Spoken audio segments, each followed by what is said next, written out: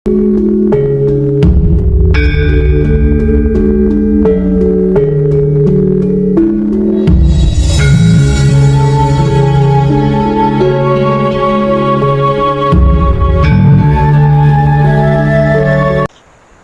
kadang kinasiku sekalian, karena awal kisahnya bermula dari sejarah besar Nabi Sulaiman, maka untuk itu dan karena itu saya akan menguraikan sedikit sejarah baginda Nabi Sulaiman alaihi salam. Baginda Nabi Sulaiman alaihi salam adalah anak dari Nabi Daud alaihi salam. Setelah ayahnya wafat, Sulaiman mewarisi kerajaan ayahandanya. Bersamaan dengan itu, Tuhan menganugerahkan kepadanya dengan banyak kenikmatan dan mukjizat-mukjizat. Dia merupakan raja dan nabi serta rasul atau utusan yang terkaya, terhebat, terkuat di sepanjang sejarah dunia. Karena dia memiliki kekayaan yang berlimpah, terdiri dari segala logam dan permata yang serba mahal dan mewah. Istananya berkilau penuh bertaburan intan permata. Sebagai manusia, dia dikenal adil, bijaksana, dan cerdas. Sebagai raja, dia dikenal sakti mandraguna.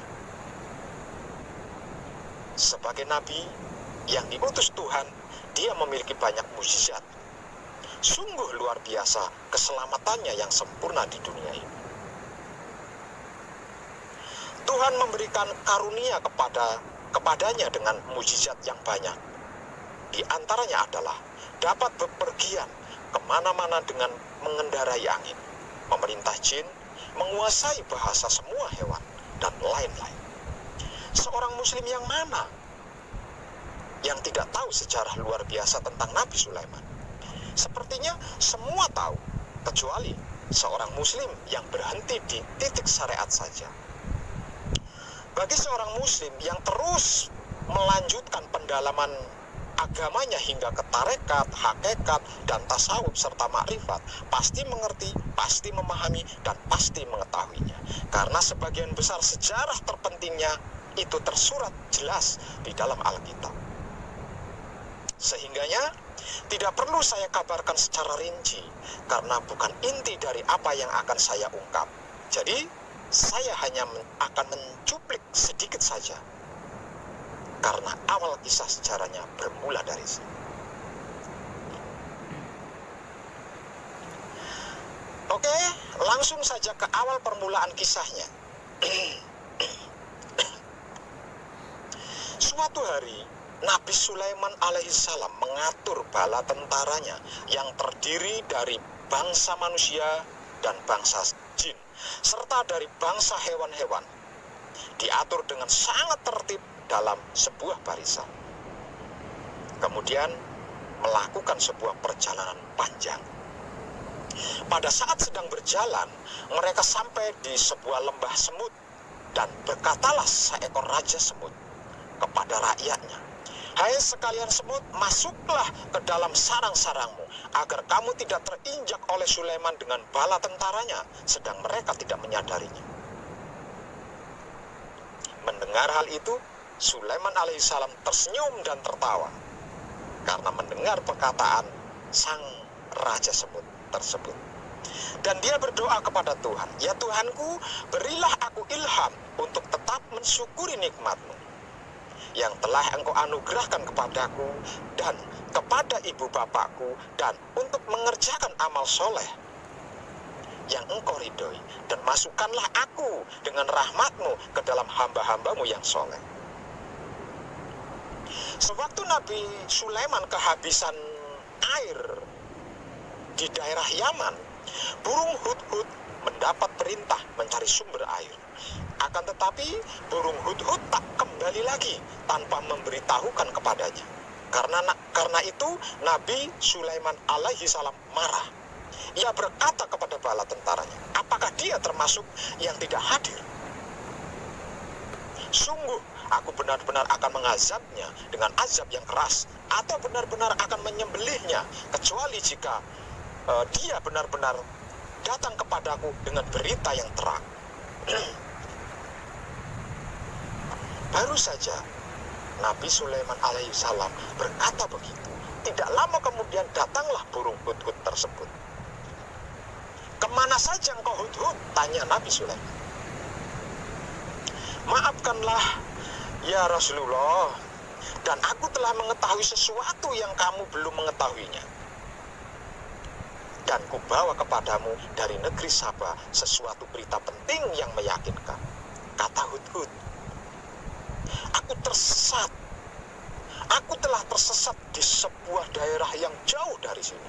Kemudian aku menjumpai seorang wanita yang menyebut dirinya sebagai Ratu Balqis namanya,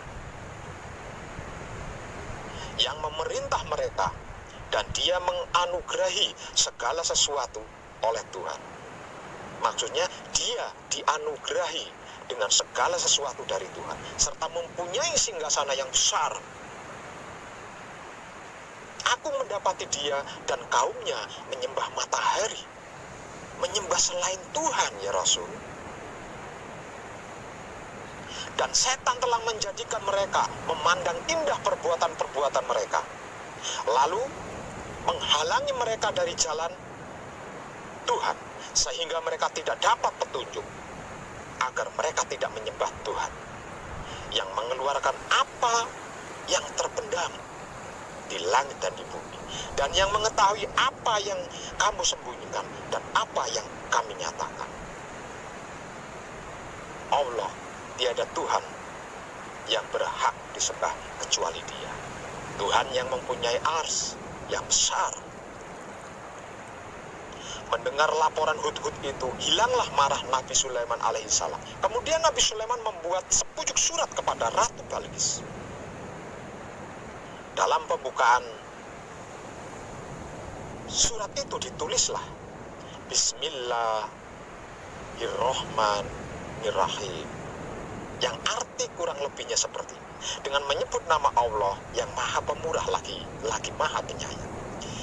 Inti surat itu berisi seruan untuk menyembah Allah dan menyatakan bahwa Allah yang telah menganugerahkan kerajaan yang besar itu. Karena itu Allah wajib disembah dan janganlah menyembah selain Dia. Surat itu diantarkan burung hudhud ke negeri Saba.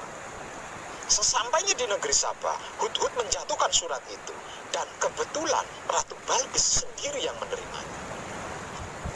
Oleh Ratu Balqis, surat Nabi Sulaiman itu dibicarakan dalam sebuah rapat besar, dan rapat itu sebagian menyetujui menyerahkan kepada Nabi Sulaiman, dan sebagian lagi tidak mau menyerahkan dan mendesak agar melawan Nabi Sulaiman.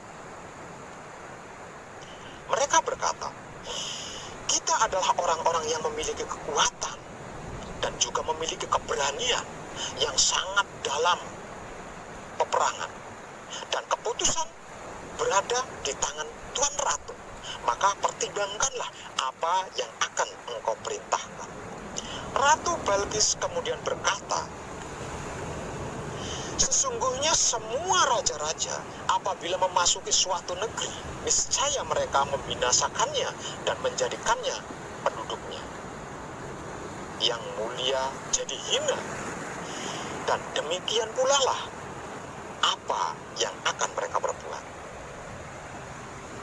Dan sesungguhnya aku akan mengirim utusan kepada mereka dengan membawa hadiah, dan aku akan menunggu apa yang akan dibawa kembali oleh utusan-utusanku itu. Perang bisa saja terjadi, pikirnya, namun selagi ada jalan damai, mengapa harus berperang?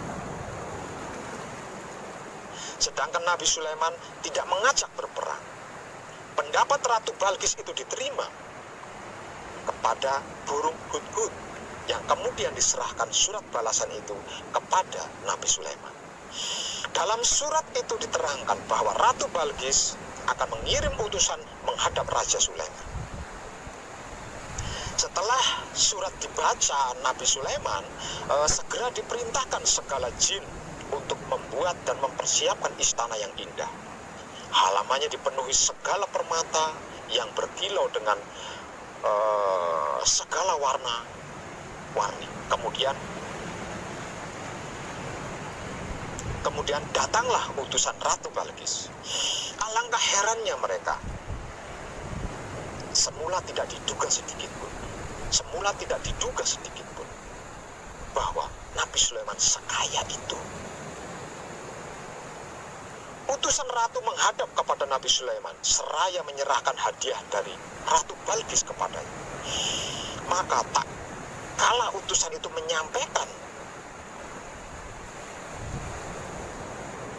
maksud saya, tak kala utusan itu sampai di hadapan Nabi Sulaiman, ia berkata kepadanya, apakah patut kamu menolong aku dengan harta? Maka apa yang diberikan Allah kepadaku lebih baik daripada apa yang diberikannya kepadamu. Tetapi kamu merasa bangga dengan hadiah. Kembalilah kepada mereka. Sungguh, kami akan mendatangi mereka dengan bala tentara yang mereka tidak kuasai melawannya.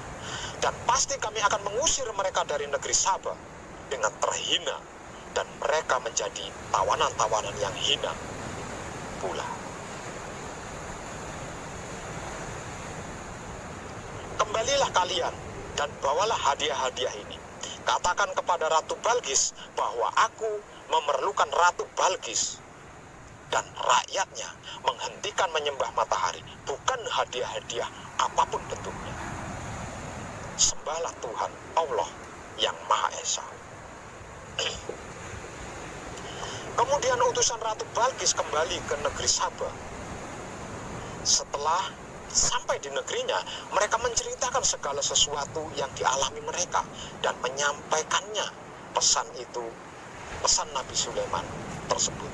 Mendengar hal itu, berkatalah Ratu Balqis, kalau begitu aku sendirilah yang perlu menghadap Nabi Sulaiman. Ratu Balqis pun menyuruh pembantu-pembantunya untuk menyiapkan segala sesuatunya sebelum ia berangkat menemui Nabi Sulaiman. Sebelum Ratu Balqis sampai di istana, Nabi Sulaiman bertanya kepada yang hadir di istana itu, dari para menteri maupun dari para jin-jin, hai para pembesar-pembesar, siapakah di antara kalian yang sanggup memindahkan singgasana Ratu Balqis secepat mungkin sebelum mereka datang kepadaku sebagai orang-orang yang menyerah? Maka berdirilah jin Ifrit, namanya Kausar, menyatakan kepada Nabi Sulaiman, aku datang kepadamu dengan membawa singgasana itu kepadamu sebelum engkau bangun dari singgasanamu. Sesungguhnya aku benar-benar kuat untuk membawanya lagi. Dapat engkau percaya, wahai Sulaiman. Lalu berdirilah seorang alim yang juga menyatakan kemampuannya yang lebih cepat dari jin Ifrit itu. Aku akan datang kepadamu dengan membawa singgasana Ratu Balqis sebelum tuanku mengedipkan mata. Oh, keren. Akhirnya orang alim itu yang dipilih untuk memindahkan singgasana Ratu Balqis ke istana Baginda Raja Nabi Sulaiman alaihissalam. Maka tak kala Nabi Sulaiman melihat singgasana itu terletak di hadapannya, ia pun berkata, ini termasuk karunia Tuhanku untuk mencoba aku, apakah aku tetap bersyukur atau mengingkarinya. Dan barang siapa yang bersyukur, maka sesungguhnya dia bersyukur untuk kebaikan dirinya sendiri. Dan barang siapa yang ingkar, maka sesungguhnya Tuhanku maha kaya lagi maha mulia. Kemudian ia menyuruh mereka untuk merubah sedikit Tujuannya untuk menguji Ratu Balkis apakah ia masih mengenalinya atau tidak sama sekali, bahwa itu adalah keratonnya. Ketika Ratu Balkis telah sampai di hadapan Nabi Sulaiman, berkatalah Nabi Sulaiman kepadanya, apakah serupa ini singgasana kerajaanmu?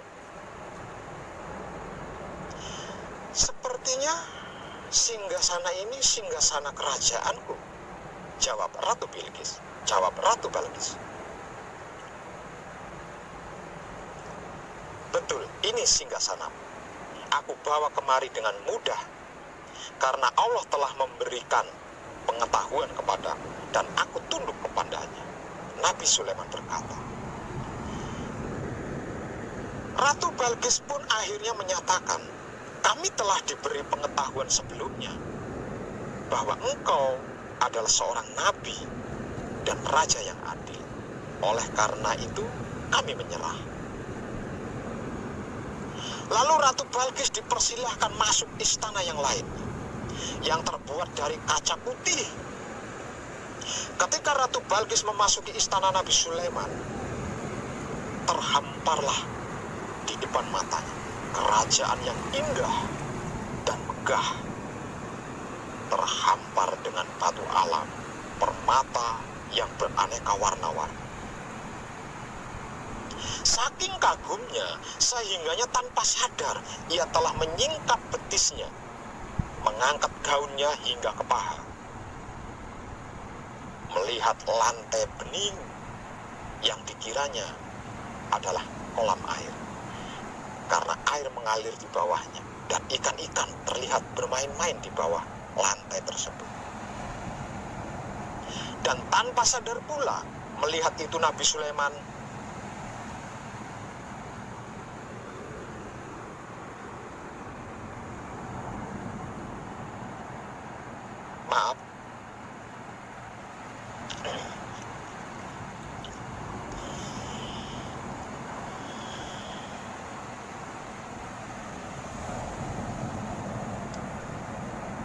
saya ulangi, dan tanpa sadar pula Nabi Sulaiman melihat paha Ratu Bilqis. Untuk menutupi sadarannya itu, Nabi Sulaiman berkata kepada Ratu Bilqis, sesungguhnya ini lantai yang terbuat dari kaca yang berkilau, bukan air.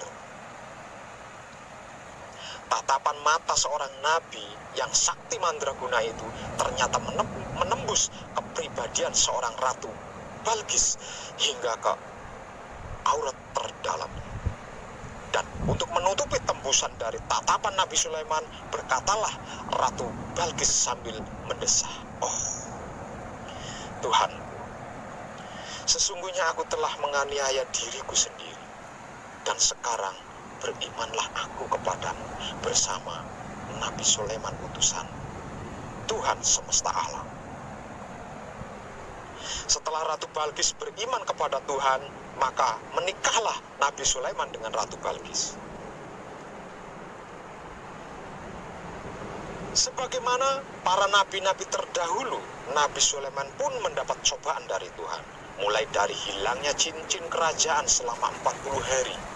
Karena jin yang bernama Hakik telah mencurinya. Setelah cincin itu diperolehnya kembali, lalu jin itu dipenjara dalam besi dan dibuang ke laut. Kemudian dimunculkan sebuah perang besar, perang maha dahsyat, yang pertama terjadi dan sangat mengerikan di sepanjang sejarah, yaitu perang saudara, yang pemicunya adalah dari bangsa jin yang memasuki jasad-jasad atau tubuh-tubuh para pengikut Nabi Sulaiman yang lemah iman. Sehingganya tidak ada seorang bapak yang membunuh anak-anak kandungnya, istri-istrinya. Begitupun sebaliknya. Tidak hanya di luar kerajaan, di dalam lingkup kerajaan pun terjadi. Dan ketika Nabi Sulaiman keluar istana kerajaan untuk menolong kaumnya dari kekuasaan bangsa jin, perang misterius memasuki istana dan Ratu Balkis mati terbunuh secara misterius dengan keadaan sedang hamil tua. Setelah perang selesai dan kembali aman serta nyaman, sang Nabi Sulaiman dirundung nestapa karena kematian sang istri tercinta yang dalam keadaan mengandung anaknya tersebut. Hingga pada akhirnya jatuh sakit. Tidak banyak para kawulanya yang mengetahui sikon Nabi sekaligus rajanya yang sedang nestapa dan sakit tersebut. Karena sebagian besar pengikutnya sedang diperintah untuk memperbaiki kehancuran akibat perang saudara tersebut. Ada yang membangun rumah-rumah untuk tempat tinggal para kaumnya. Ada pula yang membangun masjid-masjid untuk tempat ibadah bagi mereka. Dan ketika itulah pembangunan Masjidil Aqsa didirikan atas perintah Nabi Sulaiman. Setelah pembangunan Masjidil Aqsa selesai, terjatuhlah beliau dari kursi kekuasaannya dengan usia diperkirakan sekitar 150 tahun. Dan itu tidak diketahui oleh sebagian besar kaumnya, kecuali keluarga terdekatnya. Kerajaannya diwariskan kepada anak pertamanya bernama Ruhubub, yang kemudian membangun Baitul Maqdis pada tahun keempat di masa kekuasaannya. Nah, bermula dari kisah ini,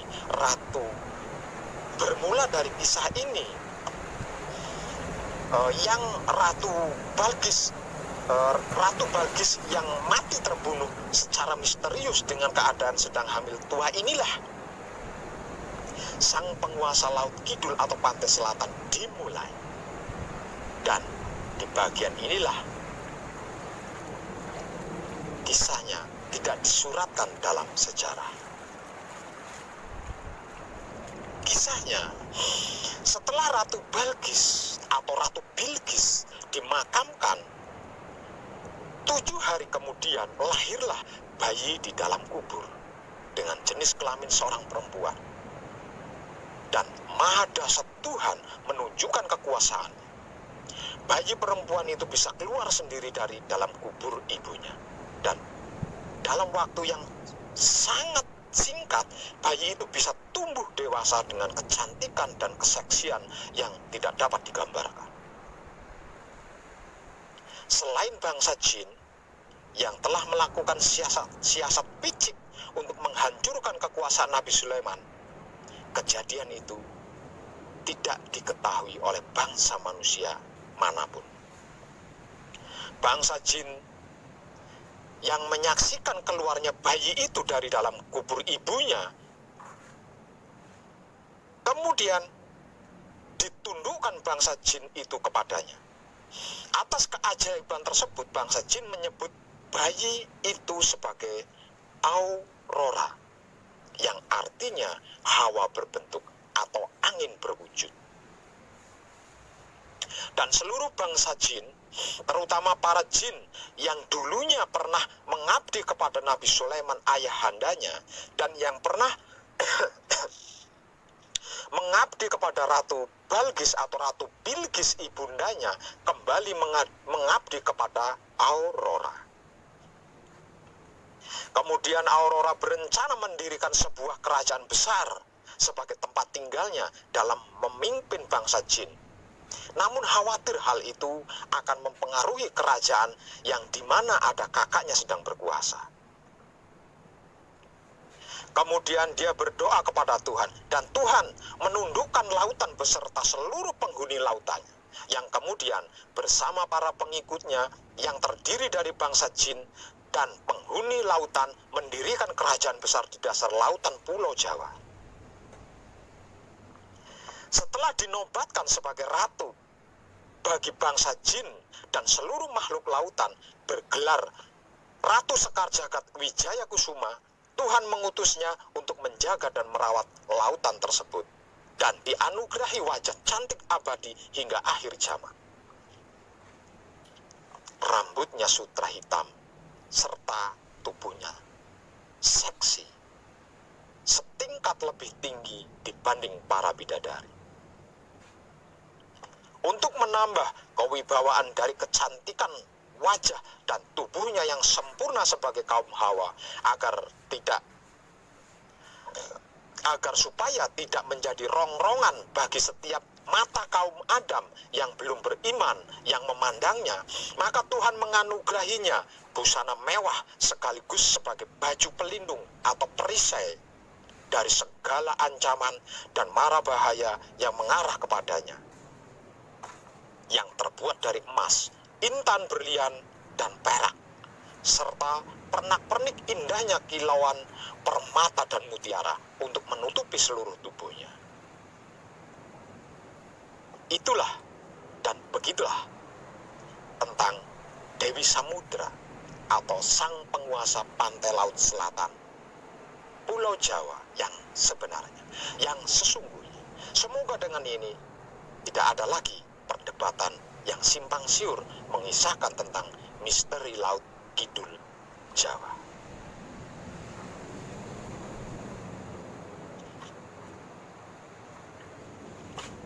Lalu bagaimana dengan Nyai Roro Kidul yang fenomenal dan legendaris itu, Pak Web? Yang katanya sering mendatangi para ahli pertapa, bahkan dipuja dan dipuji oleh orang-orang yang ingin hidup kaya raya di dunia dengan imbalan tumbal. Siapakah dia? Apakah Ratu Sekar Jagat Wijaya Kusuma itu atau bukan?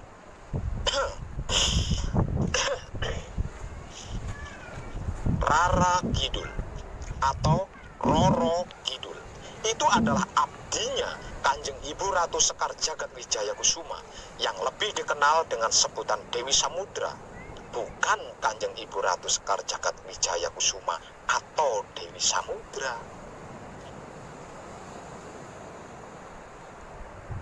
Seperti ini kisahnya.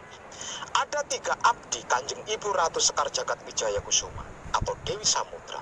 Ketiganya bertitel sama, yaitu Roro Kidul atau Rara Kidul. Namun masing-masing memiliki nama dan riwayat asal-usul yang berbeda. Yang pertama, dikisahkan ada 7 bidadari dari Kayangan yang tertarik dengan sebuah air terjun di bumi. Kemudian mereka turun ke bumi untuk mandi. Saat mandi, ada seorang manusia mengetahui manusia itu bernama Jakatarub. Lalu Jakatarub mengintip 7 bidadari yang sedang mandi itu dan mencuri pakaian dari salah satu bidadari tersebut. Dan kebetulan pakaian yang dicuri oleh Jakatarub itu adalah pakaian milik bidadari yang ke-7 yang paling cantik, bernama Dewi Nawangwulan. Setelah selesai mandi, mereka pun berpakaian yang kemudian terbang untuk kembali ke Kayang. Namun Dewi Nawangwulan sibuk mencari pakaiannya yang hilang, sehingganya tertinggalkan di bumi oleh 6 saudarinya. Yang kemudian modusnya ditolong oleh Jakatarub. Kemudian dijadikan istri hingga memiliki 1 anak. Suatu ketika modus Jakatarub yang menolong Dewi Nawangwulan pada akhirnya terbongkar. Sehingga pakaian sang bidadari pun ditemukan, yang kemudian perpisahan pun terjadi. Dewi Nawangwulan kembali ke Kayangan dan Jakatarub bersama anaknya ditinggalkan di bumi. Namun sayang, setelah sampai di Kayangan, Dewi Nawangwulan tidak diterima lagi karena kesuciannya sudah terjamah oleh bangsa manusia. Kemudian kembali ke bumi, namun tidak tahu harus kemana. Andai kembali ke Jakatarub, terlalu kecewa dan sakit hatinya atas perbuatannya yang telah menjadikan dia tidak diterima lagi di Kayangan. Tidak kembali kepada Jakatarub, tidak punya dunia di bumi. Lalu melakukan pertapaan di pantai selatan dengan harapan bisa diampuni dan diterima lagi di Kayang. Pertapaannya itu menembus istana Siti hingga Laut Kidul. Sehingganya sang ibunda Ratu Sekar Jagat Wijaya Kusuma tergugah dengan penderitaan sang Dewi Nawangwulan. Lalu diangkatnya sebagai abdinya dan diberi tugas untuk menjaga pesisir Laut Kidul. Maksudnya pinggiran pantai selatan Jawa yang bermuara di Tritis Parangkusumo bergelar Rara Kidul atau Roro Kidul. Yang kedua, lahirlah seorang putri Sekar Kedaton yang cantik jelita di kerajaan Pajajaran dari rahim seorang permaisuri yang bernama Ratu Ayu, yang kemudian diberi nama Putri Kandita atau Dewi Srengenge. Akibat dari kecantikannya yang tak tertandingi itu menjadikan banyak putri-putri selir dan para selir raja itu sendiri menjadi iri dan cemburu, yang kemudian timbul niat untuk merusak kecantikan sang putri Sekar Kedaton itu. Berbagai upaya dilakukan oleh para selir dan anak-anaknya. Lalu diguna-gunalah sang putri, sehingga kecantikannya berubah menjadi penyakit yang menjijikkan.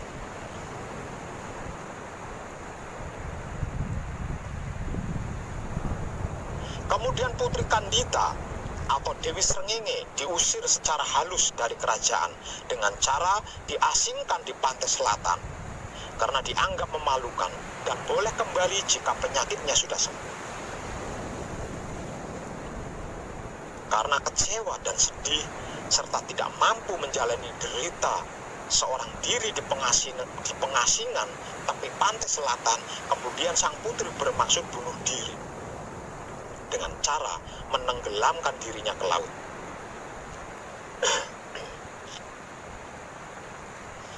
Namun apa yang terjadi? Kanjeng Ibu Ratu Sekar Jagatwijaya Kusuma yang mengetahui kejadian tersebut ternyuh dan iba. Adalah alasannya. Kemudian menolong sang putri yang sedang putus asa itu. Disembuhkannya penyakit sihir itu dan diangkatlah menjadi abdinya untuk menjaga pantai selatan Jawa yang bermuara di Tritis Parangkusumo bergelar Rara Kidul atau Roro Kidul II. Sedangkan Rara Kidul atau Roro Kidul pertama, yaitu Dewi Nawang Wulan, dipindah tugas untuk menjaga pantai selat Jawa hingga Bali dan bermuara di ujung wetan. Yang ketiga, putra mahkota Raja Batak, Sori Mangaraja, yang bernama Guru Tatea Bulan, memiliki 11 anak, di antaranya 5 putra dan 6 putri, dan salah satu dari putrinya bernama Biding Laut. Biding Laut memiliki sifat yang baik dan juga cantik parasnya.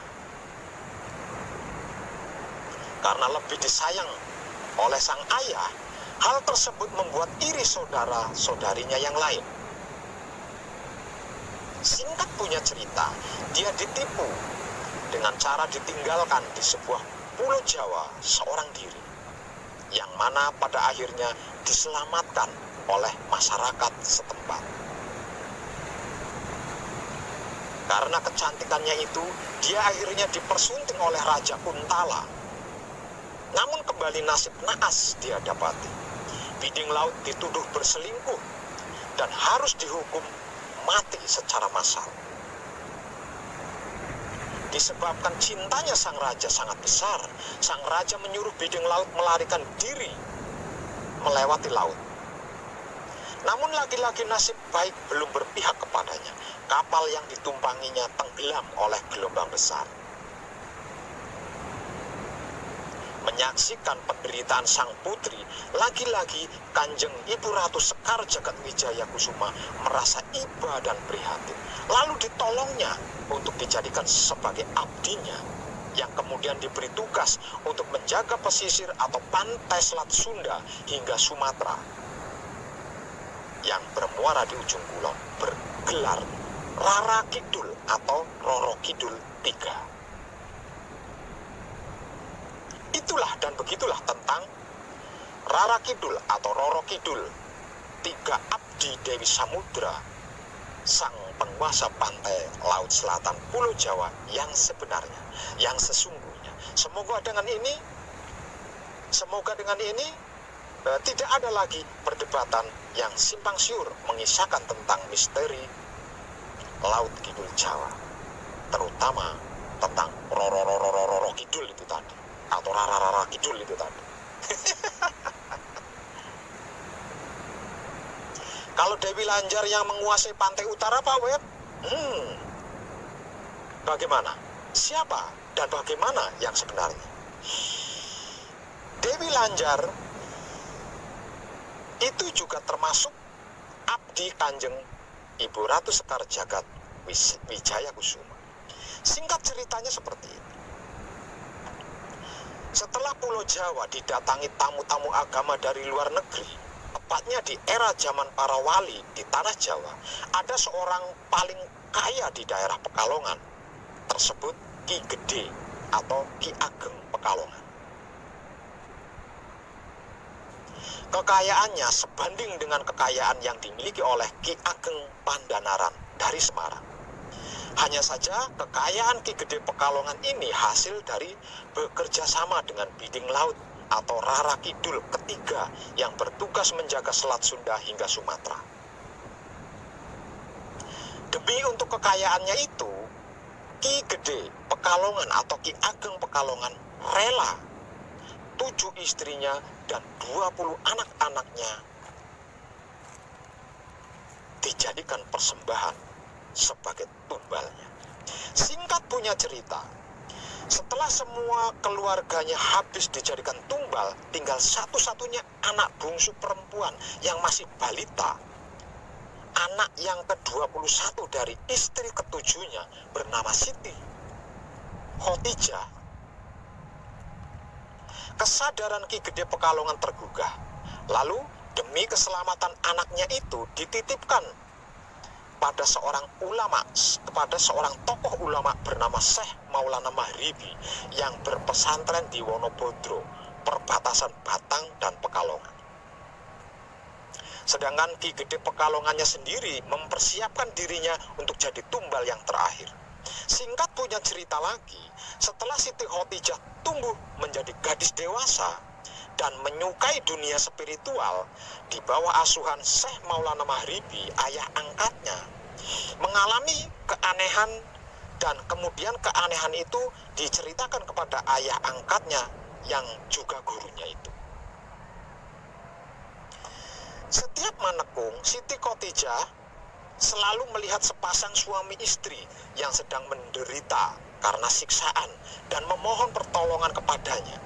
Karena terlalu sering dialami dan menjadikan Siti Khotijah tidak tenang dalam belajar, lalu diceritakannya apa yang disaksikan di setiap kali sedang belajar manekung kepada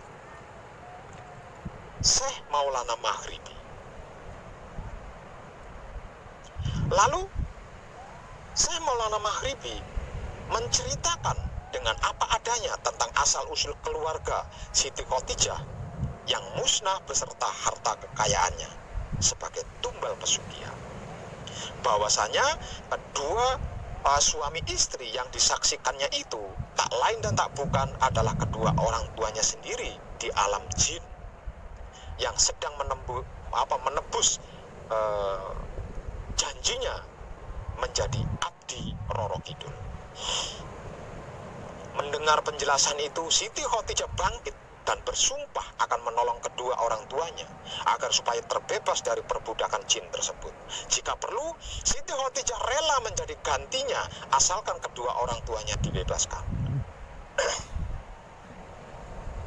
Lalu atas petunjuk Syekh Maulana Mahribi, Siti Khotijah diharuskan melakukan pertapaan di kubur hidup-hidup selama 41 hari dan 41 malam agar supaya bisa memasuki alam jin.